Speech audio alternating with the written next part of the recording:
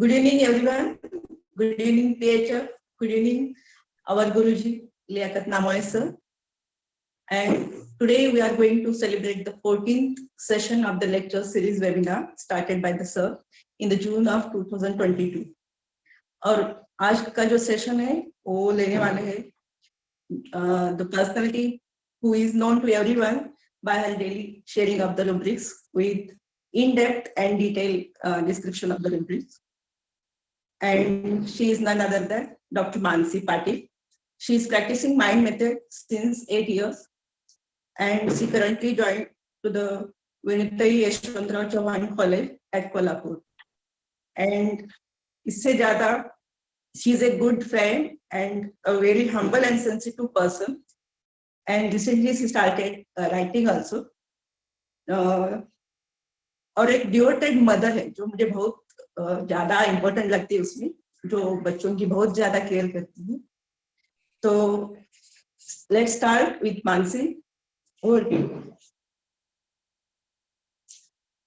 Doctor Mansi welcome to Mansi. Welcome, Mansi madam. Thank you. Welcome, Mansi.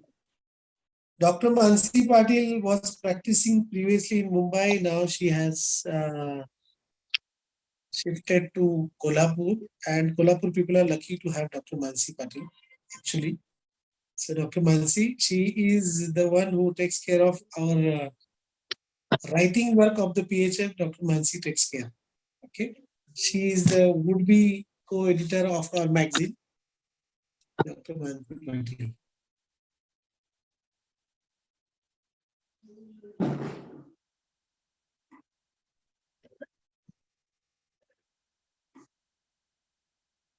Thank you. Thank you very much, sir. Thank you, Padma, for the warm welcome. So we are turning 40 today. So first of all, gratitude to our master, Dr. Samuel Hahnemann. Gratitude to our mentor, our guide, our Guruji, Dr. Liaquat Namoy sir, because of whom we are here with whatever we have learned from sir. So sir has created this platform to share whatever little we know and we are learning with sir. So thank you, sir. Thank you, Sanjay Saigal sir, for blessing. Thank you all the stalwarts, and thank you all of you friends for joining and joining this journey of homeopathy. So, as we all know, this is our 40th lecture. So let us start with today's topic. It is depression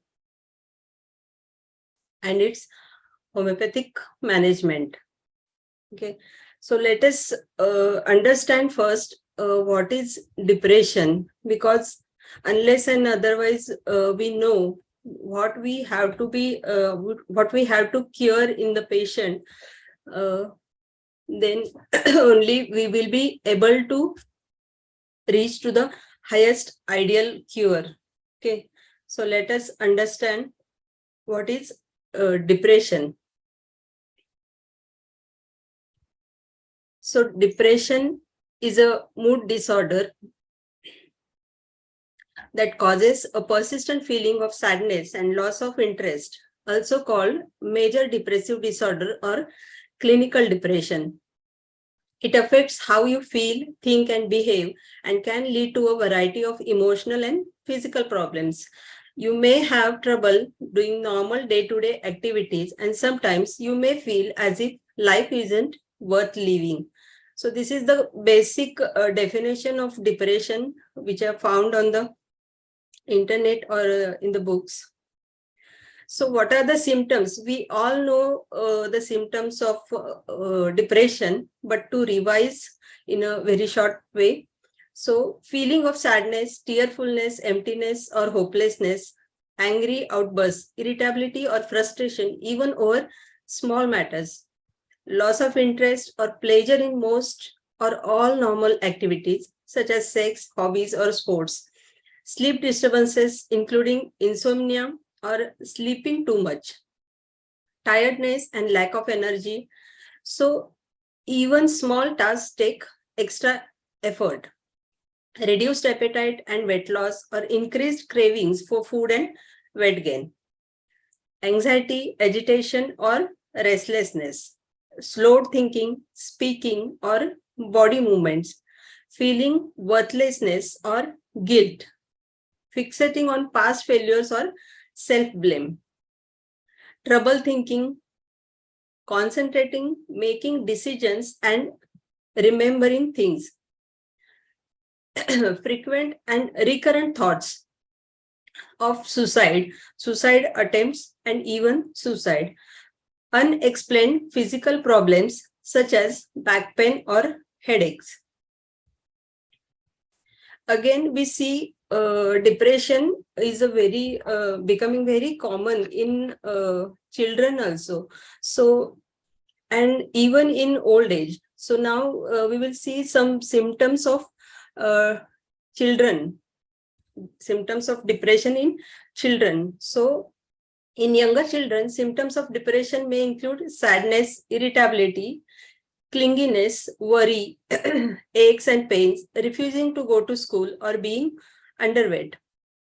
Again, in teens, symptoms may include sadness, irritability, feeling negative and worthless, anger, poor performance or poor attendance at school, feeling misunderstood and extremely sensitive, using recreational drugs or alcohol, eating or sleeping too much, self-harm, loss of interest in normal activities, and avoidance of social interaction. Again, in the older people, we may miss the diagnosis of depression. So we have to be careful when we are treating older people. So these are a few symptoms which we see in older people. Memory difficulties or personality changes, physical aches or pains, fatigue, loss of appetite, sleep problems or loss of interest in sex not caused by a medical condition or medication. Often wanting to stay at home rather than going out to socialize or doing new things. Suicidal thinking or feelings, especially in older men. So this is the general outgraph of depression in all the age groups.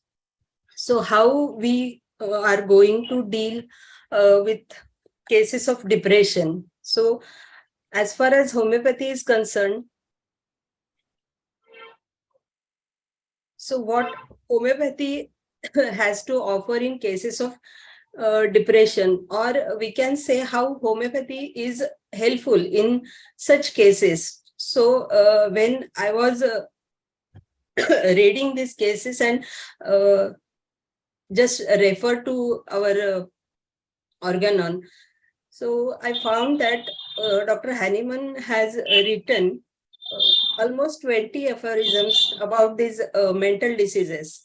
So as we see this chart, so depression, we call it as mental diseases. So in the language of homeopathy or language of organon, Dr. Hahnemann says that these are the mental diseases are the one-sided diseases.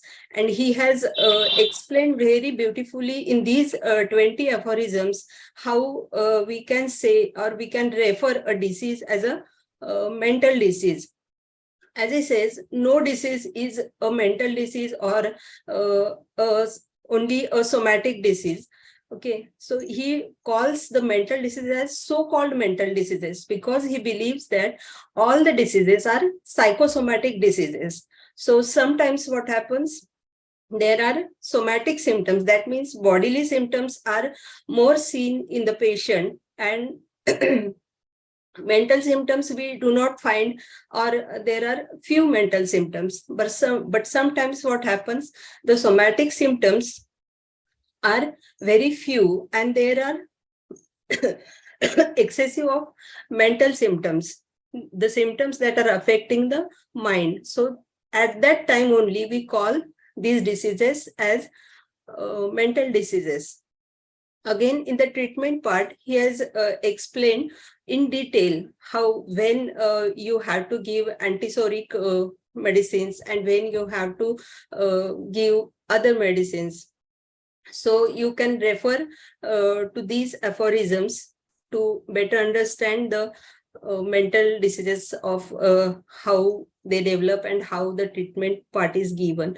In short, what I want to say is in the treatment part, he has said that whenever we are treating any disease, not only the mental disease, but any disease in homeopathy, we treat in the holistic way. That means we consider the patient as a whole. We do not consider his body or do not consider only his mind when treating the patient. So whenever we are treating homeopathically, we take into consideration the disposition, that is the mental state which is deranged, which is the state of the vital force which is deranged. That means in disease. So we have to take into consideration these two things, that is mental state of the patient as well as the other totality of the symptom. So this is the theoretical part.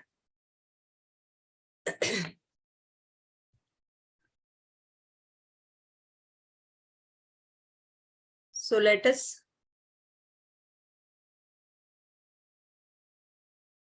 move toward the practical part. Okay. Is it okay? Yeah, very good. Yes, yes. Okay, thank you.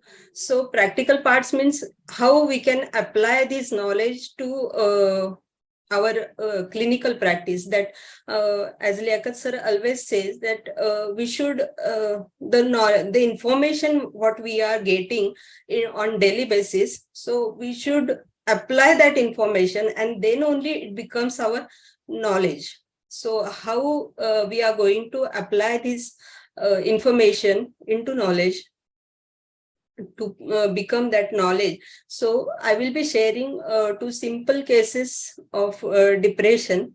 So this is the first case where this is the case of a girl, 21 or 22 years old.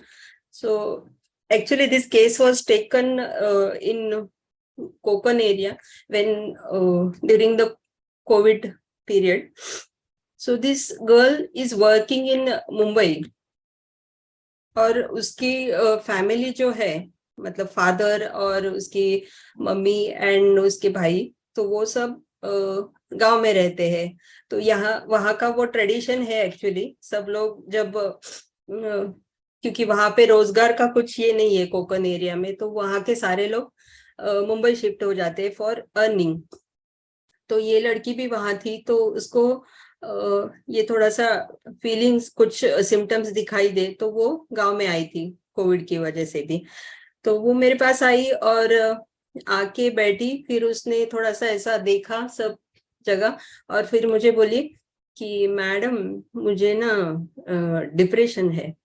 तो मैंने बोला depression है, मतलब क्या है? नहीं मुझे depression है. तो मैंने बोला मतलब क्या रहा है तुम्हें? नहीं मुझे नींद नहीं आती और मुझे लगता है कि मेरी दोस्त है यहाँ पे और मैं उससे ही बात करते रहती हूँ, फोन पे हो या फिर मैं सोती तो नहीं हूँ, खाली ऐसे लेट के छत को देखते रहती हूँ और मुझे नींद बिल्कुल नहीं आती है. तो मैंने बोला ठीक है. फिर क्या हुआ, जब केस टेकिंग चल रही थी, एक्चुअली ये मेरे घर में थी ओपीडी, तो वहां पे माय डॉटर वाज स्टडिंग, तो उसका कुछ वीडियो लेक्चर चल रहा था अंदर, तो उसकी आवाज आई थोड़ी सी, तो उसका चेहरे का जो एक्सप्रेशन था वो एकदम से फटक से चेंज हो गया और बोले कि ये क्या है, मतलब क्या चल रहा है, मतलब ऐसे डरावने एक्सप्रेशन थे उसके चेहरे पे. और वो बोले कि ये मैडम कौन है, अंदर कौन है, क्या चल रहा है, अंदर कौन है, वो क्या बोल रही है, वो कुछ करते नहीं है ना, वो क्या है, कौन है. तो मैंने उसको बोला भी कि नहीं मेरी बेटी है, पढ़ रही है, तुम टेंशन मत लो, तुम अपना जो भी है हिस्ट्री मुझे बताओ. तो फिर भी उसका ध्यान उधर ही था दरवाजे की तरफ कि क्या चल रहा है उधर। तो थोड़ी देर उसने सब ये सारे उसके सिम्टम्स बताए, फिर बोली कि मुझे मेंसेस नहीं आए हैं, 2-3 महीने हो गए। तो मैंने बोला ठीक है, तो उसका क्या है, तुमको कुछ टेंशन लग रही है? तो बोलती है कि हाँ टेंशन तो है ना मैडम, आना चाहिए ना, फिर लोग भी पूछते हैं और वो नहीं अच्छा लगता ना। मैंने वो ये भी करा, यूरिन प्रेगनेंसी टेस्ट भी करा। तो मैंने बोला तुम शादीशुदा हो? तो बोली कि नहीं, लेकिन क्या है ना, लोग पूछते हैं ना तो करना पड़ता है, तो मैंने वो भी कर लिया है। और उसमें तो कुछ नहीं है, मुझे भी पता है, लेकिन मैंने कर लिया क्योंकि वो सब लोग, अभी गांव में आई हूँ ना, मुंबई में रहती तो ठीक है, लेकिन अभी गांव में सब लोग पूछते हैं यहाँ पे कि आया कि नहीं, क्यों नहीं आया, तेरा महीना क्यों नहीं आया, ऐसे। तो मैंने बोला ठीक है, और कुछ? तो बोली कि नहीं, और तो कुछ नहीं बोलना है। तो फिर मैंने बोला ठीक है, आप बाहर बैठो, मैं आपके पापा से थोड़ी देर बात करती हूँ। तो मैंने उसके पापा को बुलाया और पूछा कि क्या है। तो बोले कि हाँ ये ऐसे ही झगड़ा करती है, मतलब चिल्लम चिल्ली चलती रहती है उसकी, सोती नहीं है, रात भर सोती नहीं है, हमको भी नहीं सोने देती है। उसकी एक फ्रेंड है अंकिता करके, तो उसको ये रात दिन उसका ही नाम लेती रहती है, उसको बुलाती है। फिर कुछ हुआ 5-5 मिनट के बाद बोलती है कि मुझे उसको कॉल करना है। तो उसको कॉल भी लगाती है, पता नहीं कॉल लगाती है, बोलती किसके साथ है वो पता नहीं, लेकिन वो बोलती कि मुझे वो फ्रेंड के साथ बात करनी है। और दूसरी एक बात बताई, तो मैंने बोला कि ये कब से हो रहा है? तो वो बोले कि 6 महीने से ऑफ एंड ऑन हो रहा है, लेकिन अभी बहुत ज्यादा हो गया है, तो अभी हमको टेंशन हो रही है। तो मैंने बोला कि कुछ हुआ था क्या इसके पहले, इसका ऐसे बिहेवियर चेंज होने से पहले? तो उन्होंने बोला कि एक्चुअली मैडम क्या हुआ, मैं अभी 50 साल का हो गया हूँ, और मेरी बीवी जो है वो बहुत पहले एक्सपायर हो गई है। तो अभी ये बच्चे लोग भी दोनों भी मुंबई में काम करते हैं। तो यहाँ पे मैं रिटायर हो गया हूँ, मैं घर पे हूँ, मतलब यहाँ आ गया हूँ वापस, मुझे अभी कोई काम नहीं है। और तो इसलिए मैंने कोई तो चाहिए मुझे साथी, तो इसके लिए मैंने अभी शादी की। तो मैंने बोला शादी के बाद क्या हुआ? कुछ नहीं, तो ये उसके साथ उसका बिहेवियर कैसा है पूछा, तो बोले कि नहीं उसके साथ तो बिल्कुल अच्छा नहीं है, वो तो उसके साथ हमेशा मतलब कुछ ना कुछ बात निकाल के झगड़ा करती है, और ऐसे ही बोलती रहती है। उसको लगता है कि शायद मैं सारी प्रॉपर्टी मेरी जो भी है तो मैं उसको दे दूंगा, ये उसको ज्यादा डर है। तो पता नहीं उसकी वजह से कर रही है या कुछ, मुझे नहीं पता, लेकिन वो ऐसा कर रही है। तो आप प्लीज देखो और कुछ अच्छी मेडिसिन दो ताकि हम लोग शांति से रह सके, क्योंकि ये सोने नहीं दे रही ना किसी को। तो बोला ठीक है, देते मेडिसिन उसको, और आप मुझे 1 हफ्ते के बाद दिखा देना। तो उसके बाद मैंने उसको मेडिसिन दी, और फिर 2-3 दिन बाद वो वापस आए। तो बोले कि अभी तो थोड़ा सा नॉर्मल है, लेकिन फिर मैंने वो मेडिसिन कंटिन्यू करी, 1 इम्पोर्टेंसी में दिया था। और फिर 1 महीने के बाद मुझे पता चला कि वो ठीक है, और उधर चली गई वो वापस अपने मुंबई में चली गई। और 2-3 महीने के बाद वो वापस आई थी एक बारी, तो बोली कि मैम अभी मैं ठीक हूँ बिल्कुल, अभी तो मुझे कुछ नहीं है सिम्टम वगैरह, और अच्छे से सोती हूँ, अभी कुछ नहीं लगता। तो दिस वाज द केस। सो किसी को एनालाइज करना है, कुछ बोलना है, रेमेडी रूब्रिक्स जो भी है आपका अंडरस्टैंडिंग, आप अनम्यूट करके बोल सकते हो।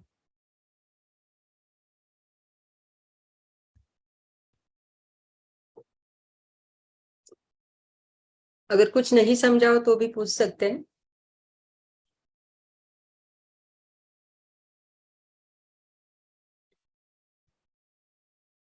हेलो, आवाज आ रही है मेरी? मैम नमस्ते। नमस्ते।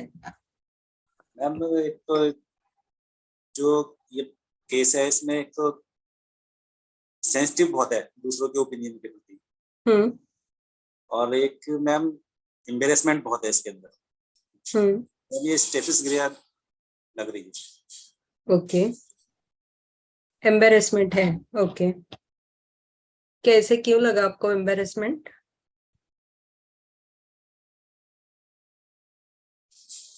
मैम बता रही है ना, जब लोग पूछते हैं तो मुझे बहुत लो फील होता है। अच्छा, वहां पे कैसा है ना, बहुत रूरल एरिया है, तो पहले से जैसे अगर किसी बच्ची को मेंसेस आते हैं ना, तो वो लोग क्या करते हैं, बाहर एक कमरा रहता है, तो वहां पे बिठा देते हैं उसको 4 दिन के लिए। तो मतलब सारे गांव को, सारे वाड़ी को वो समझ में आता है कि इसका महीना आ गया है। तो यहाँ पे क्या हुआ, इसका नहीं महीना आया, तो इसको वो बाहर नहीं जा रही थी वो रूम पे, तो वो सबको समझ में आता है कि इसका नहीं आ रहा है ऐसे। तो वो जनरल मतलब वो कॉमन चीज हो गई है वहां पे। फिर भी ठीक है, एम्बेरसमेंट। ओके। और स्टैफिस एग्रिया लग रहा है आपको? जी मैम। ओके। और किसी को? मैडम इसका नेचर मुझे थोड़ा सस्पिशियस लगा। ओके। अंदर कुछ वीडियो पे लेक्चर चल रहा था, तो उसने डर के पूछा कि क्या है अंदर, क्या है क्या नहीं है। तो डर भी था, फियर भी था, मतलब, लेकिन ज्यादा थोड़ा मुझे कि थोड़ा सा सस्पिशियस लगा। और इवन जो उसकी जो सौतेली माँ है, कि उसे भी ये भी डर था कि पूरा प्रॉपर्टी उसी को मिल जाएगा, ऐसे लगा मुझे। ओके। अच्छा, सस्पिशियस है। ओके। और बस इतना ही समझ में आया मैडम। अच्छा, ओके। तो कुछ हेलो मैम। रेमेडी आपके दिमाग में आ रही है? मेडिसिन कुछ आ रही है? नहीं, मैंने रिपोर्टराइज तो नहीं किया symptom reports, but okay. Hello. Alzheimer's का मैं सोच रहा था, लेकिन मैंने अभी ये नहीं किया। ओके ओके, ठीक है। ओके, बोलो अंजलि। यस मैम, मुझे भी हायोस का ही फील आ रहा है। वो जो मदर ओके। है वो अ, मतलब इंजूरी दे रही है, ऐसा उसको लग रहा है। ओके। और सस्पिशियस तो दिख ही रहा है कि उसका हम्म। को कहीं से किधर से और वो और इंजूरी नहीं बैठ जाए। अच्छा। मुझे भी हायोस का ही फील लग रहा है। हम्म। अब पूरा एनालाइज करो ना उसको, एक ही रूब्रिक पे हम लोग कैसे डिसाइड करेंगे ना मेडिसिन? कम से कम 3 रूब्रिक तो होने चाहिए ना? हाँ मैम, बट जो लगा वो जो ध्यान में आया वो बोला। अच्छा, ठीक है, ठीक। ओके। और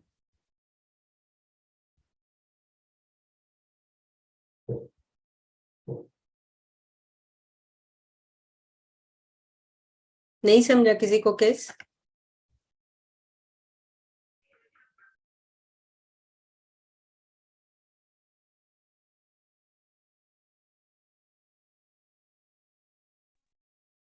हेलो हेलो। हेलो। हाँ मैडम, हाँ, बोलो। पेशेंट ना अलर्ट और सस्पिशियस और fear injury being injured of, मुझे लैकेसिस लगा। ओके। इंजुरी से भी ये ज्यादा है ना? इंजुरी डिप्रेशन का केस है देखो, तो थोड़ा सा मतलब माइंड का केस है ना, तो थोड़ा सा डीपर जाना पड़ेगा। हेलो। हेलो। हाँ हाँ मैम, मुझे ना ये थोड़ी एंग्शियस लगी ज्यादा, कि बहुत मतलब सोचना, एक तो इनसिक्योर भी फील कर रही कि अब एक तो मतलब पापा ने दूसरी शादी कर ली अभी, मतलब और प्रॉपर्टी भी उसको जाएगी, मुझे कुछ नहीं मिलेगा, तो उसकी वजह से she is constantly like restless, mentally physically भी बोल सकते हैं, क्योंकि वो सो भी नहीं पा रही है ना। और दूसरी बात की फ्रेंड से कंटिन्यूअस बात कर रही है, इसमें वो नोटिस करने जैसा मतलब चीज है। शायद वहां पे उसको बेड जैसे फील होता रहेगा, कंफर्ट जोन ना, तो क्लिंगिंग वाला भी ले सकते हैं ना इसमें, ऐसा मुझे लगा। बताओ, मतलब कि आप उससे बताओ बात करके आपको क्या लग रहा है? जबरदस्त मतलब। क्लिंगिंग कैसे? हाँ, क्लिंगिंग टू द फ्रेंड ऐसे? जैसे कि हाँ हाँ, तो मतलब वो इधर आई है, मुंबई से इधर गाँव में आई है, फिर भी बात करने के बाद मतलब 5 मिनट के बाद वापस कॉल करना है, तो उसको वो रिलीफ मिल रहा है ना, उससे बात करके उसको कंफर्ट जोन मिल रहा है। I think so. तो इसीलिए शी वांट्स लाइक कि उसको कंटिन्यूअसली बात करना ही है। हाँ, तो ऐसा लगा। और जो सडन मतलब कि वॉइस से डर गई है, मतलब कि ऐसे लग रहा है कि उसको कि कुछ मेरे साथ गलत हो जाएगा, सब कोई यहाँ पे मेरा नहीं है ना, कुछ भी हो गया तो मुझे नुकसान करेगा, ऐसा उसको लग रहा है, ऐसा मुझे लग रहा है वो। ओके।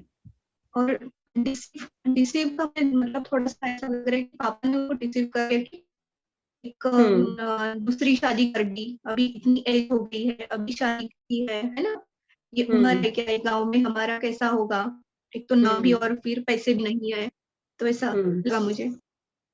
Okay okay. हाँ, ये बातें उसने नहीं बोली, लेकिन कि हमारा कैसा होगा वगैरह ये सारी चीजें, लेकिन इनसिक्योरिटी है उसको लगता है। लेकिन उसके पापा ने उसको बताकर शादी की है कि मैं ऐसे कर रहा हूँ, ऐसे कुछ नहीं कि बिना बताए किया या फिर कुछ। मैडम सबसे कैरेक्टरिस्टिक मुझे ये लगा कि वो उसने प्रेगनेंसी टेस्ट करवाई खुद की, हाँ लेकिन मतलब वो कैसे बिठाना केस में वो पता नहीं चल रहा है। हाँ, नहीं वो तो मतलब ऐसे बताया मैंने उसका सारा, क्योंकि उसने वो बताई चीज वो डॉक्टर के पास भी जाके आई, तो डॉक्टर ने भी कुछ बोला नहीं, लेकिन उसको भी पता है कि ऐसा कुछ नहीं है, लेकिन अच्छा। फिर भी उसने वो कर लिया कि एक डाउट जाना चाहिए। तो मैंने उसको बार बार उस पे पूछा था कि कोई है क्या तुम्हारा, कोई बॉयफ्रेंड वगैरह है क्या, ऐसा कुछ है तो करना चाहिए ना, तो क्यों किया तुमने? तो बोली कि नहीं, मुझे ऐसे लगा कि करना चाहिए, तो इसलिए मैंने किया वो। अच्छा।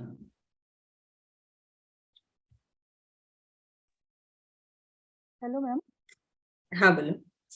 मैम वो आपके क्लिनिक में एंटर हुई और उसके बाद वो इधर उधर देख रही थी, तो वो कंफर्टेबल नहीं थी, वो फियरफुल स्टेट थी उसकी, तो लुकिंग एवरीवेयर लेके, और जैसे बाजू में आपने बताया कि वो देखकर तो वो मुझे एस्टोनिश थोड़ा लगा। और उसकी पापा की जो सेकंड मैरिज है वो उससे एडजस्ट नहीं हो रही, क्योंकि उसको एक फियर ऑफ स्ट्रेंजर है और उसकी क्लिंगिंग है उसके फ्रेंड्स के तरफ। शी ऑलवेज वांट टू, मुझे स्ट्रामोनियम लगा। Okay okay. उसकी फ्रेंड यहाँ पे है क्या?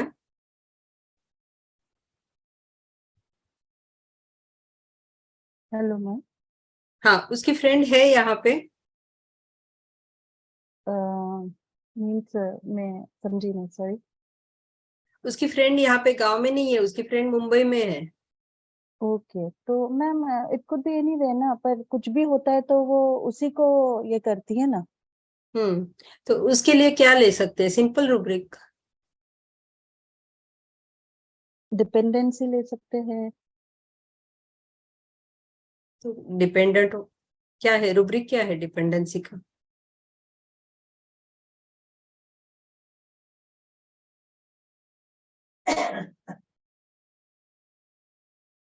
रूब्रिक क्या है डिपेंडेंसी का? Dependent of others. हाँ, डिपेंडेंट ऑन अदर्स। लेकिन वो डिपेंडेंट है क्या? वो तो इंडिपेंडेंट है ना, अपना अपना कमा रही है। पर वो जब डिस्टर्ब होती है, फियरफुल स्टेट होती है, तो वो उसी को क्लिंग करती है, हम्म तो उसको हाँ, तो क्लिंगिंग भी उसके ले लिए सकते हैं ना। दूसरा रूब्रिक है अपने पास। ओके। हम्म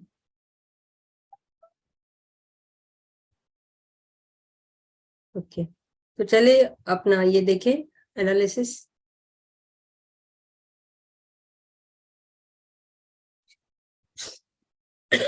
और किसी को मैम कुछ उसको बोलना है? लाइट डिजायर ले सकते हैं। Light desire, okay. मैम उसको कंटिन्यूसली फ्रेंड्स की जरूरत पड़ रही है, मतलब ऐसा लग रहा है मुझे कि उसको खुद को कॉन्फिडेंस नहीं है, हर बात उससे डिस्कस करे, पता नहीं क्या बात कर रही है, लेकिन एक ब्रेक दिमाग में आया कि lack of confidence, desire support of a friend, ऐसा कुछ शायद रुब्रिक है। पता नहीं मतलब इसमें लागू होता है कि नहीं, लेकिन फ्रेंड का उसका बहुत प्रोमिनेंट है, उसके पिताजी बोल रहे हैं हर 5-5 मिनट में फोन करती है, तो शायद हम्म हम्म तो पता नहीं क्यों फोन कर रही है, लेकिन ऐसे आया दिमाग। तो इसके लिए ना एक डायरेक्ट रूब्रिक है। अच्छा हम्म? कॉल कॉल करती है ना वो। Company desire friend of okay, देखो रूब्रिक क्या है। Delusion calls absent persons for,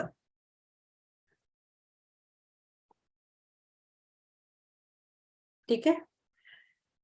तो वो जो यहाँ पे नहीं है बंदा, उसको वो कंटिन्यूअस कॉल कर रही है, और उसको भी क्या लगता है, सस्पिशियस है, एकदम बराबर सस्पिशियस तो है। मतलब उसका आने के बाद ही उसका जो चेहरे का एक्सप्रेशन, और फादर के लिए भी वो मतलब जो शादी उन्होंने की तो उनके लिए भी वो सस्पिशियस है कि वो ये हो जाएगा। तो और एक रुब्रिक लिया था मैंने, डिल्यूजन कॉल्स समवन कॉल्स, मतलब वो किसी को बुलाती है। एक तो वो अपने फ्रेंड को कॉल लगाती है, फिर उसको लगता है कि उसको कोई बुला रहा है, और ये बार बार कॉल लगाती है। तो ये दोनों तरफ से आता है कि कॉल लगाती भी है और उसको भी लगता है कि वो फ्रेंड भी मुझे बुला रही है, ठीक है, या फिर कोई तो आवाज आती है, ऐसे उसका लगता था। ये शायद छूट गया मेरा बोलने का। ओके, और जो कोर रूब्रिक उसका है, मेन जो मैंने लिया था वो था jealousy children newborn gets all the attention when. इसमें दो ही रेमेडीज है, hyoscyamus and ignatia. Okay, so ये तीन रूब्रिक मिला के उसको मैंने हाइसाइमस ही दिया था, हाइसाइमस 1M दिया था। तो ये जो जेलसी वाला है, ये फीलिंग बहुत ज्यादा मुझे मार्क लगा था, क्योंकि देखो उसकी मम्मी जो है, मतलब स्टेप मदर, वो अभी अभी शादी करके आई है। That means she is a newborn to the family.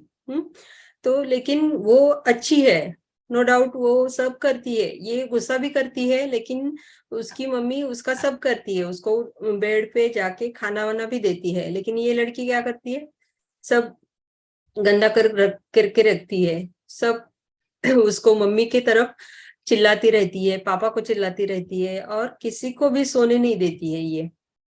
तो ये क्या है कि दूसरों की मतलब जेलसी एक अभी मैंने 2-3 दिन पहले ही जेलसी का रूब्रिक लिखा था, जो मेन रूब्रिक है।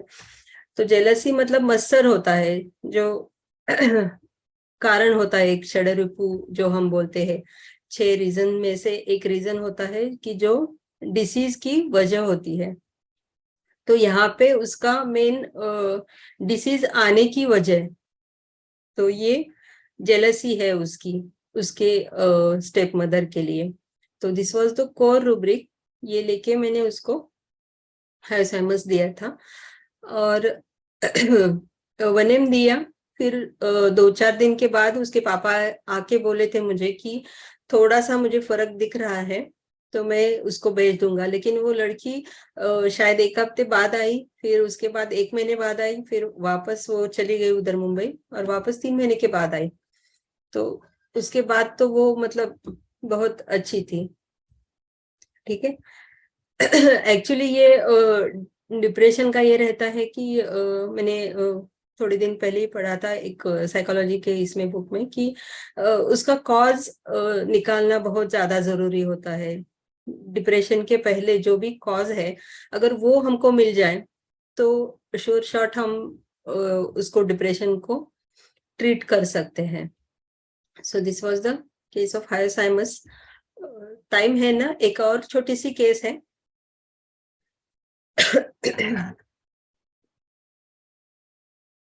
कोई डाउट है इसके लिए, हाइसाइमस?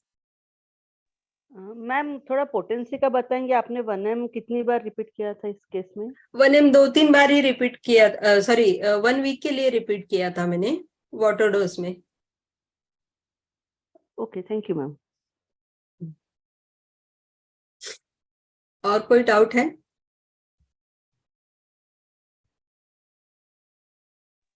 Hello ma'am. हाँ बोलो। वो कोर रूब्रिक और एक बार बताइए please. Jealousy children in newborn gets the whole attention when.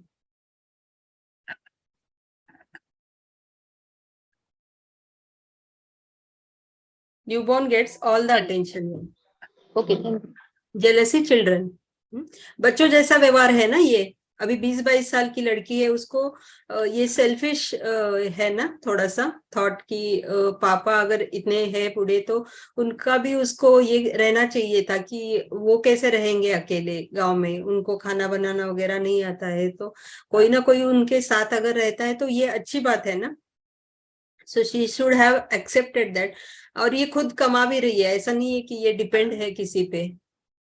फिर भी इसको ये है कि जेलसी है और उसकी वजह से ये सब उसको कंप्लेंट्स भी आ रही है।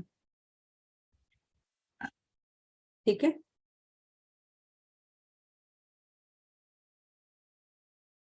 ओके। सो एक और एक केस है, छोटी सी है, डिप्रेशन की है। और इसको ये 2 भाई है, तो इन दोनों में से जो छोटा भाई है उसको डिप्रेशन हुआ था। उन दोनों की फार्मेसी है, वो फार्मासिस्ट है दोनों भी। तो उसको क्या हुआ कि एक थोड़े दिन पहले से ये सिम्टम्स दिखने लगे कि ये बहुत मतलब एक्टिव है बंदा। और वो जो उसके वाइफ प्रेग्नेंट थी, तो उस पहली उसको लड़की है, तो प्रेग्नेंट थी, तो वो थोड़ा सा डिलीवरी का भी टेंशन वगैरह था। तो क्या हुआ, इनको दूसरी लड़की हो गई। तो फिर उसके पहले से ही, मतलब डिलीवरी को वो जाने वाली थी, उसके पहले से ही ये पेशेंट को ये सिम्टम डिप्रेशन वाले दिखने स्टार्ट हो गए थे। तो उनका थोड़ा सा इंटरेस्ट, क्योंकि वो ये बंदा इतना वर्कोहोलिक है कि वो दिन भर, मतलब सुबह 9-10 बजे एक बार ही गया अपना इसमें शॉप पे, कि वो रात को ही आता था, खाना भी उसको उधर ही भेज देते थे कभी कभी। और छुट्टी अगर मिल जाए बीच में तो ये छुट्टी के दिन फ्रेंड्स के साथ भी चला जाता था कभी कभार, लेकिन पूरा इसका काम पे ध्यान। और घर का भी उसको बहुत ज्यादा, मतलब मम्मी का है, पापा का है, बच्चे हैं, उसके भाई का एक लड़का है, तो वो भाई का लड़का भी इसके पास ही रहता है। मतलब जॉइंट फैमिली है, लेकिन इससे लगाव है ज्यादा, मतलब बच्चों से इसको लगाव भी है। इसकी बच्ची है, वो लड़का है, तो ये दोनों बच्चों को भी उससे ज्यादा लगाव है। और सबसे ज्यादा लगाव उसको अपनी मम्मी से है। और उनको क्या हुआ, उनके फादर की डेथ हो गई अपना इसमें कोविड में। तो उसके बाद से उनको मम्मी की फिक्र और भी ज्यादा लगने लगी है। तो बहुत ज्यादा, मतलब 2-3 बार उनका ये आया कि मम्मी का अब कैसा होगा ना, मम्मी अकेली रह गई है, हम लोग तो अपने अपने काम में चले जाते हैं, तो वो कैसे करेगी काम, मतलब वो कैसे रहेगी अकेले अभी। तो हमको लगता है, तो मैंने मतलब क्या हुआ था, पापा को कुछ आपसे मिस ये हुआ क्या, मतलब नहीं हो पाया, आपने हैंडल नहीं किया क्या अच्छे से। तो बोले कि हाँ, कभी कभी तो ये लगता है मुझे कि हम लोगों की गलती हो गई कि हमने अच्छे से नहीं उनकी केयर करी, तो इसकी वजह से उनकी डेथ हो गई। तो ये ख्याल भी आते हैं। तो फिर मैंने उनके ब्रदर को पूछा कि क्या है इनका, कैसे रहता है, क्या कर रहे हैं, मतलब डिप्रेशन है तो मतलब सिम्टम क्या है, वो कर क्या रहे। तो बोलते कि नहीं, पहले तो ये बहुत अच्छे से सबके साथ रहता था, घुल मिल के रहता था, और अपने काम पे अच्छे से फोकस था इसका।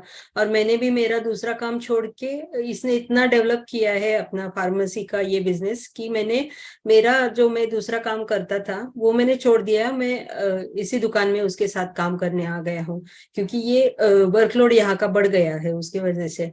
तो मैंने बोला कि ठीक है, तो फिर ये क्या करते क्या है। तो ये अभी इनका मन है कि कुछ करने का मन ही नहीं हो रहा, काम ही नहीं करना, ऐसे उसको लग रहा है। तो पेशेंट ने भी बताया कि नहीं, मुझे कुछ मन ही नहीं करता, मैं काम पे जाने का भी मन नहीं करता, मैं दिन भर घर में रहता हूँ, इधर बाहर जाने का मुझे मन नहीं करता, और मैं सो के निकालता हूँ पूरा दिन, लेट के पूरा दिन में लेटे ही रहता हूँ, जाता ही नहीं हूँ बाहर। तो मैंने बोला कैसे लेटते हो, नहीं, फिर मैं पूरा वो कर्टन वर्टन लगा के बंद करके फिर मैं सो जाता हूँ और मुझे नहीं करता है मन किसी भी चीज में। तो मैंने बोला आपको लड़का चाहिए था क्या? तो बोले कि किसको नहीं चाहिए रहता लड़का, लड़की है। लेकिन मुझे उसका कुछ ये नहीं है अभी कि नहीं हुआ तो कुछ उसका मलाल नहीं है कि नहीं हुआ तो नहीं हुआ, ठीक है कोई बात नहीं। बच्ची भी मेरी बहुत अच्छी है, बड़ी वाली भी अच्छी है और ये छोटी भी बहुत अच्छी है।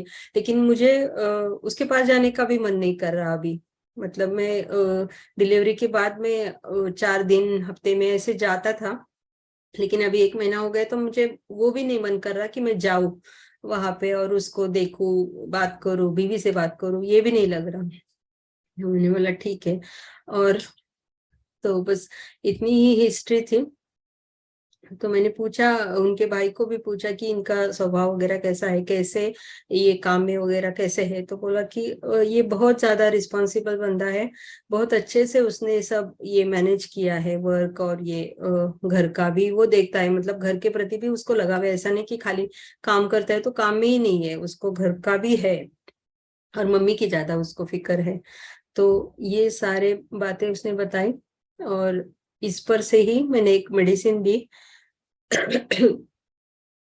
तो लेकिन वो मेरे पास पोटेंसी नहीं थी, तो मैंने 30 पोटेंसी दी उनको। तो उसके बाद उनको उस दिन दूसरे दिन थोड़ा सा रिलीफ भी मिला था और फिर बोले कि नहीं फिर वापस से वैसा मुझे लग रहा है। तो मैंने उनको बोला कि आप जो भी है मेडिसिन आपके पास, क्योंकि वो दूर से आए थे मेरे पास, तो मैंने उनको बोला कि आप एक काम करो, जो भी है आपके पास पोटेंसी उसको कंटिन्यूस रोज पानी में डाल के आप वाटर डोज करके वो ले लीजिए 1 हफ्ता भर के लिए। तो उन्होंने वैसे किया और उसके बाद उनका कुछ मैसेज भी नहीं आया और कॉल भी नहीं आया। फिर मैंने उनको मैसेज किया व्हाट्सएप पे 1 महीने के बाद शायद, कि कैसा है, क्यों नहीं आया, क्योंकि मुझे भी समझ में नहीं आया कि वापस क्यों नहीं आया पेशेंट, एक तो छोड़ के गया या क्या हुआ समझ में नहीं आया। इसलिए मैंने बोला कि पूछ लेते हैं एक बारी कि कैसे हो आप। तो मैंने फोन किया तो बोले कि हाँ मैं तो बिल्कुल ठीक हूँ, मैं तो अभी चालू किया, मैं जा रहा हूँ अपना फार्मेसी भी जा रहा हूँ। और दूसरी बात ये थी कि वो उसके ससुराल भी जाके आया, अपनी माँ को लेके ससुराल भी जाके आया था। तो दिस इज द केस। और ये मेडिसिन मैंने सर से ही सीखी है, अभी 2-4 महीने शायद हो गए। तो तभी सर ने सेशन में एक बारी ये दिखाया था, तो उसके ऊपर से मैंने वो नया है लेकिन दे दिया मैंने। आया था एक और इमरजेंसी करके जो आपका अपना नोन मेडिसिन है वो भी देके रखा था, लेकिन वो बोला कि वो आप मत लीजिए, पहले ये ले लीजिए, इससे देखते हैं कैसे होता है, फिर हम लोग वो ले लेते हैं। तो बोलो अभी। Good evening ma'am. Good evening. Ma'am ये बंदा जो है वो रिस्पॉन्सिबल है, अफेक्शनेट है, इंडस्ट्रियस है, और सबसे इम्पोर्टेंट यानी इसके केस में ऐसे लगा कि जब आपने उसको पूछा कि अगर आपके पिता की जो डेथ हो गई है तो उसमें आपको कुछ लगता है, तो उसमें वो रिप्रोचिंग हिमसेल्फ लगा वहां पे कि हाँ हमसे कुछ गलती हो गई, उसकी वजह से मेरे पिताजी ये हो गए। तो ये सब अगर कंसिडर करते हैं तो ऑरममेट लग रहा है मैडम मुझे। ओके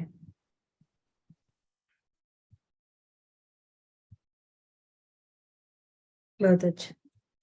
और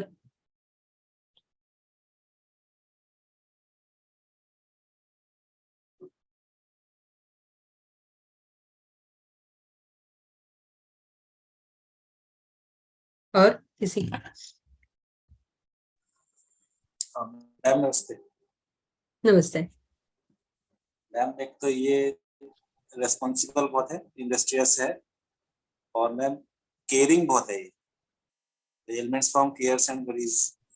और मैम ये खुद को जिम्मेदार मान रहा है कि हम लोग ध्यान नहीं दे पाए, ठीक से देखभाल नहीं कर पाए तो पिताजी चले गए। तो ये मैंने ma'am delirium blames himself for his folly, ये मैंने कंसीडर किया है। ओके। और बिजनेस अवर्जन है, बैड रिमेनिंग, बैड डिजायर और इंडिफरेंस टू चिल्ड्रन, ये ओके रूप। अच्छा, लेकिन फोली क्या होता है? फॉली में मैम मिस्टेक होता है इसका। सिली मिस्टेक होता है ना? जी मैम। हाँ, तो ये सिली है क्या मिस्टेक? मतलब पापा की डेथ हो गई है और कुछ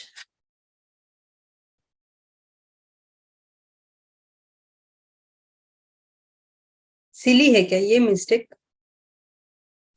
नो मैम, बहुत सीरियस मिस्टेक। हाँ, तो कैसे लेंगे इसको? और डेलीरियम है क्या पहली बात?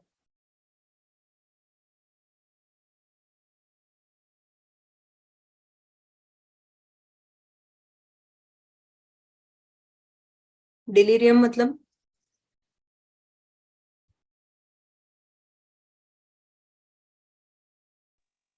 मैम ये मैंने ऐसे ही लिया, मुझे कुछ समझ नहीं आया। नहीं, ऐसे नहीं लेना है। ऐसे क्यों लिया? पेशेंट है बाबा, सीरियस है, और डिप्रेशन तो बहुत ज्यादा सीरियस, जिसको सुसाइड के थॉट आते हो उसके लिए हम लोग, ये अपनी फोली है हम लोग। इस रिप्रोचिंग ले सकते हैं, रिप्रोच तो कर रहे हैं वो। और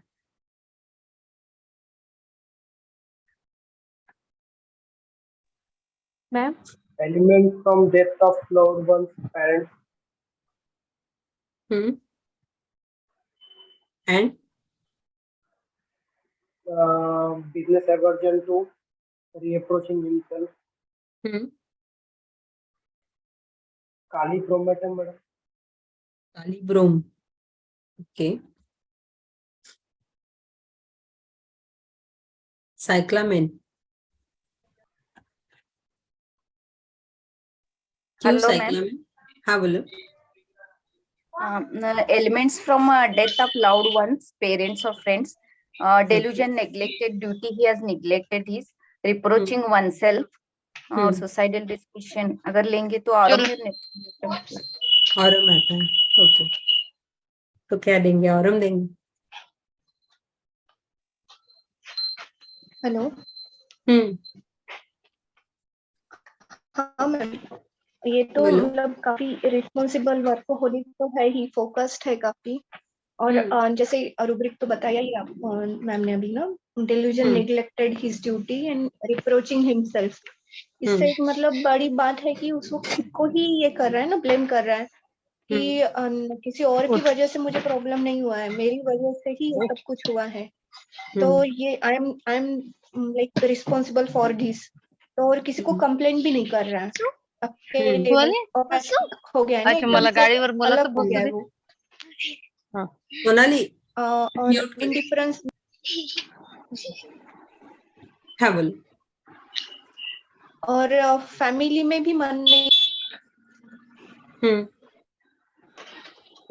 हाँ, किसी में भी मन नहीं, तो इसका सिंपल रूब्रिक क्या ले सकते हैं? अपैथेटिक ले सकते हैं। अपैथेटिक क्यों? किसी में भी रस नहीं है ना। हाँ, बस तो अकेला अंधेरे में ही रहना है। हाँ, सोना है। हाँ हाँ, हाँ, तो ऐसे तो ये चीजें लो ना जो पेशेंट डिजीज कंडीशन में कर रहा है। डिजायर, रिस्पॉन्सिबिलिटी उसकी हेल्दी हो गई ना। हाँ, डिजायर टू बी अलोन ले सकते हैं इसको। नहीं, अलोन नहीं रहना चाहता है वो, मतलब सोना चाहता है, लेकिन अगर कोई आता है बिजनेस एवर्जन, हाँ, बिजनेस एवर्जन ले सकते हैं। इंडिफरेंस टू हिज फैमिली ले सकते हैं, मतलब मनी नहीं कर रहा है कहीं पे, उसकी बेटी हुई है बट न्यू बॉर्न है, मतलब इंडिफरेंस है मन तो करता है। हाँ, indifference to his family and business, ऐसे ले सकते हैं इसको। हाँ, फैमिली एंड तो फिर बिजनेस ले मुझे सकते हैं, लेकिन सबको मिला के लो ना। इंडिफरेंस टू एवरीथिंग आएगा, सभी के लिए वो इंडिफरेंस होता है, सभी चीजों के लिए है। Very good. मैम ये mind darkness, lie down in the dark and not to be talked to, desire to, हाँ, ले सकते हैं। आप बताओ। ले सकते हैं, वो किसी से बात नहीं करना चाह रहा है, सब कुछ बंद करके रह रहा है, या फिर डार्कनेस डिजायर फॉर, मतलब कुछ उससे कनेक्ट किया मैंने। ओके, तो क्या आ रहा है? मेडिसिन क्या आ रहा है? ऑरमेट आ रहा है। ऑरमेट आ रहा है। Hello Okay. मैम। हाँ बोलो। हाँ, reproaching oneself, delusion, he has neglected his duty, bed remain in bed, desire to, indifference, love, indifference everything, और loved ones to, तो रेमेडी आता है फाल्कॉन। फाल्को पे, ओके। और डिफरेंशियल में सीपिया। ओके, कॉपी, ठीक है। और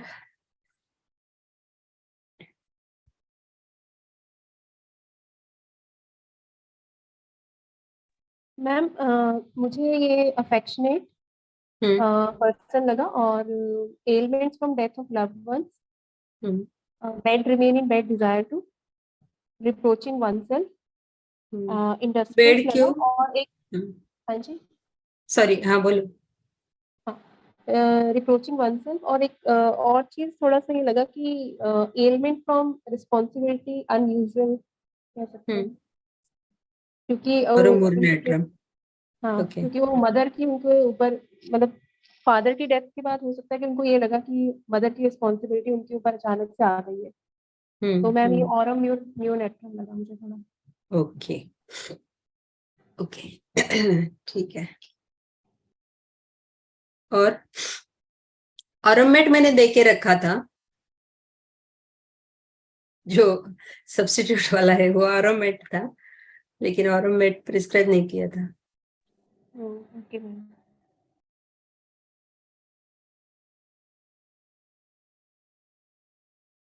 और बोलना है किसी को या बोल दूं मैं? हेलो हेलो, मेरा तो अपना एनालिसिस में जो आ रहा है जी, बेड क्या रिमेन डिजायरिंग, हाँ cares full of others about, okay, indifference everything to, हाँ reproaching oneself, responsibility taking too much seriously. Okay in 5 rubrics में जो है पल्सर आ रहा है। ओके लेकिन उसका जो एलिमेंट्स वाला है वो रुब्रिक मुझे अभी समझ नहीं आया। नहीं, एलिमेंट्स मैंने लिया ही नहीं, क्योंकि क्या हुआ, फादर की डेथ की वजह से उनको नहीं कुछ हुआ है। हाँ, तो इसीलिए एलिमेंट्स मैंने वो लिया ही नहीं था। एलिमेंट्स ले सकते हैं वैसे। उसकी वजह से आया हो। और बेड रिमेन इन डिजायर मतलब वो बेड का थोड़ा सा हम लोग अलग लेते हैं ना, कि कंफर्ट के लिए वो उठने का मन ही नहीं कर रहा है, बेड में ही लेटे रहने का मन कर रहा है, और बेड थोड़ा सा कंफर्ट के साथ हम लोग जोड़ते हैं ना, तो वो कंफर्टेबल है इसके लिए वो नहीं उठ रहा है, ऐसा लेते हैं। तो वो रूब्रिक भी मैंने नहीं लिया था।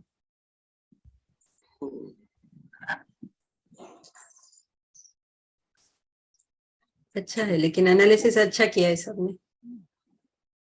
कॉक्यूलस क्यों फरीदा? थैंक यू दीदी। कॉक्यूलस क्यों लग रहा है आपको?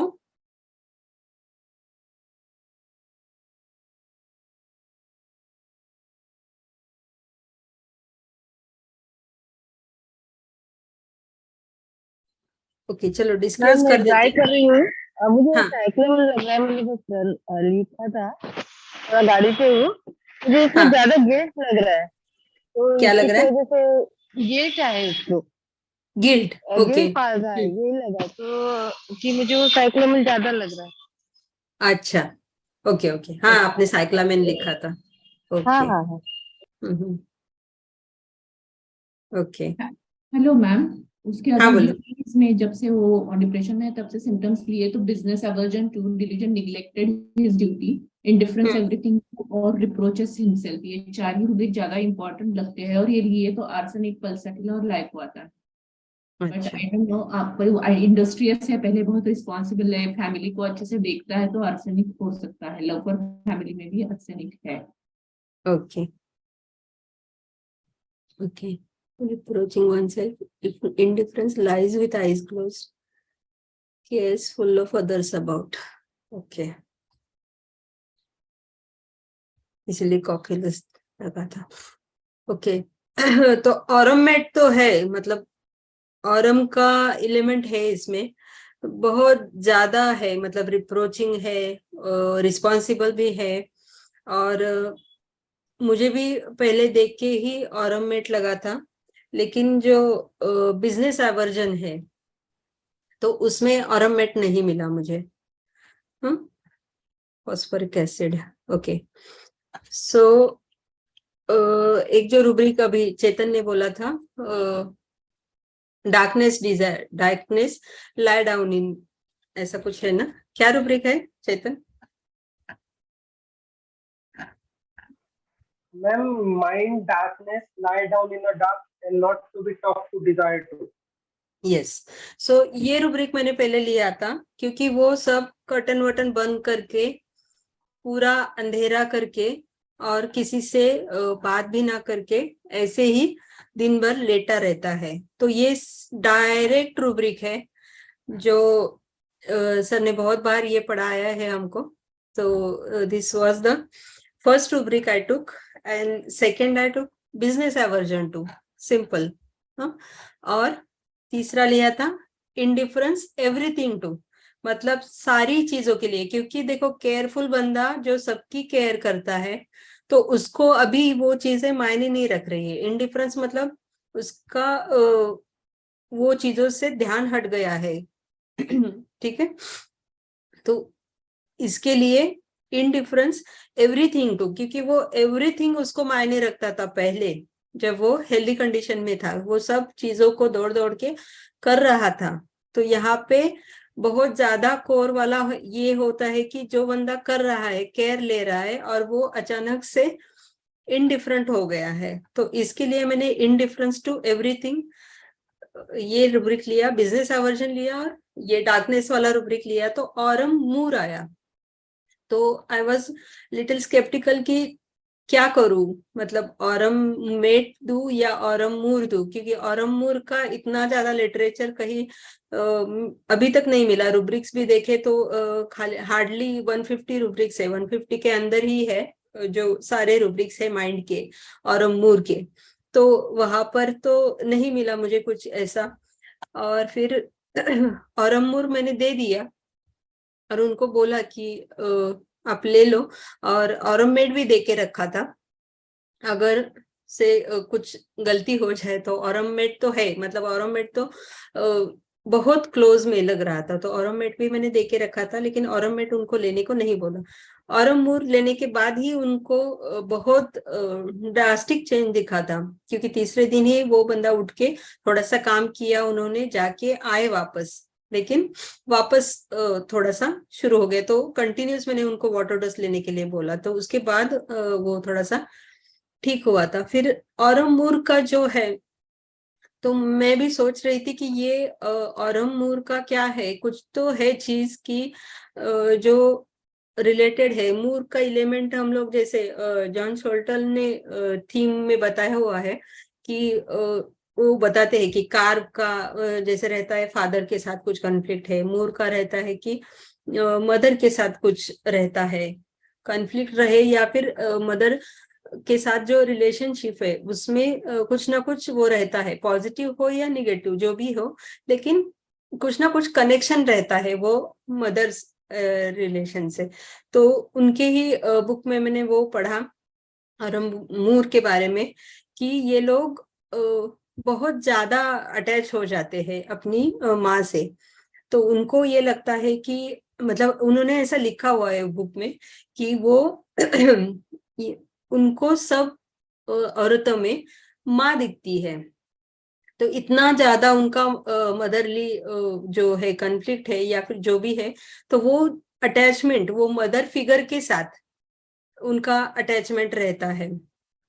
तो और मदर का भी है कि जैसे हम लोग बोलते, तो वो बंदे ने बोला भी था कि अभी ये माँ मेरी एज हो रही है, तो अभी कैसे रहेगी मेरी माँ, मेरे फादर गुजर गए हैं तो वो अकेली कैसे रहेगी। तो ये चिंता उनको ज्यादा खाए जा रही थी, और ये उनका बहुत ज्यादा कोर फीलिंग मुझे लगा वो पेशेंट का। तो मैं वही सोचते सोचते फिर वो लिटरेचर देखा, लेकिन कहीं भी मुझे ये नहीं मिला, लेकिन ये जॉन शर्टन के बुक में मिला। आप पढ़ लीजिए, मैं चाहे तो ग्रुप पे शेयर भी कर दूंगी बाद में। तो ये था, तो आई वॉज श्योर कि चलो ये प्रिस्क्रिप्शन तो सही है। और थैंक यू टू सर, क्योंकि सर ने ये रूब्रिक हमें सिखाया था। इतना सिंपल है, 4 ही रेमेडीज है उसमें, लेकिन ये हम लोग थोड़ा सा ओवरलुक कर देते हैं उसको। लेकिन यहाँ पे जो डिप्रेशन वाला भी पेशेंट है, तो वहां पे उसकी डिजीज स्टेट में वो क्या कर रहा है, तो इतने सिंपल सिंपल रूब्रिक लेके भी डिप्रेशन जैसा केस अगर निकल सकता है बाहर, तो आई फील कि we are blessed to be homoeopaths, कि हम लोग ऐसा कर सकते हैं और होम्योपैथी से पेशेंट्स को क्योर कर सकते हैं। So this was the case. किसी को कोई डाउट है? मैम 30 दिया था, 30 पोटेंसी दिया था, और वीकली 1 वीक के लिए मैंने वाटर डोज में रिपीट करने बोला था, क्योंकि दूसरी पोटेंसी मुझे अवेलेबल ही नहीं हुई, तो उसकी वजह से 30 से ही पेशेंट को रिलीफ मिली है।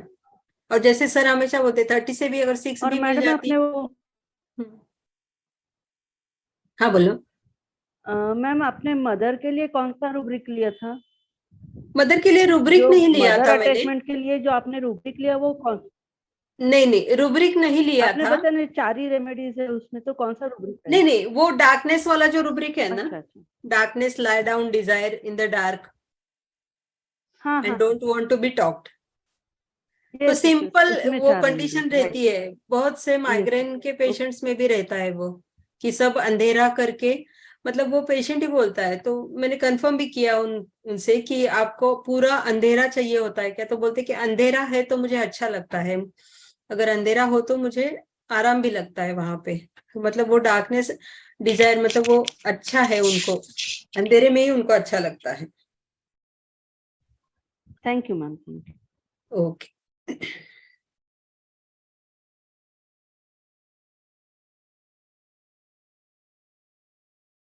और किसी को कुछ doubt?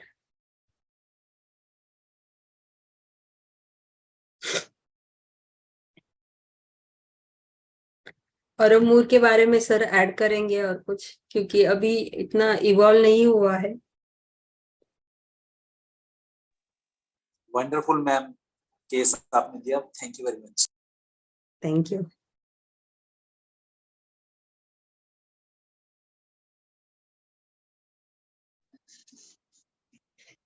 Thank you very much, Mansi. Wonderful cases and new rubric. We are very grateful to you that you are sharing daily rubrics, and it is your knowledge that is increasing day by day in depth with these rubrics and daily sharing and studying. Thank you. हम बहुत सारे लोग ऐसे कर लेते हैं, morning में जो रोज आते हैं हम नेग्लेक्ट कर देते हैं, लेकिन एक इतना इम्पोर्टेंट रहता है ना, डेली इतना स्टडी करके हमें शेयर करते हैं, इतना नॉलेजेबल रहता है। जितना एक सिंपल रूब्रिक है, लेकिन इतना इम्पोर्टेंस और इतना बड़ा केस निकल जाता है। तो मैं सबको रिक्वेस्ट करती हूँ फिर एक बार कि डेली रूब्रिक जो मॉर्निंग मेंटर्स स्टडी करके देते हैं, हमें रेडीमेड सब देते हैं, हम अपना सिर्फ 10 मिनट्स टाइम ज्यादातर नहीं देते, बहुत बार हम इम्पोर्टेंस बहुत घर के काम को ही देते हैं, तो ऐसा कभी ना करें। हाँ, और भी किसी को कुछ क्वेरी है, कुछ रह गया है ऐसा लग रहा है, तो प्लीज आप इस पे अपने ग्रुप पे डाल दीजिए। ओके मैम, वो आपके ग्रुप का लिंक चाहिए था ऐड होने। क्या चाहिए? ग्रुप का लिंक, या फिर किस पे आपका ग्रुप किस पे है? अच्छा, आप कांटेक्ट करो, पर्सनल पे पिंग करो मुझे या प्रणीता को पिंग करो, हम ऐड कर देंगे आपको। Okay ma'am. You send your contact number, we will add. Okay, ma'am. Yes, ma'am. Thank you, ma'am. Thank you everyone for joining, and thank you Liaquat sir, thank you Padma, and thank you my PHF team, always supporting and always with me. So thank you everyone. Thank you. Thank you, madam. Very nice. Must session. Thank you, Very ma'am. nice. Thank you.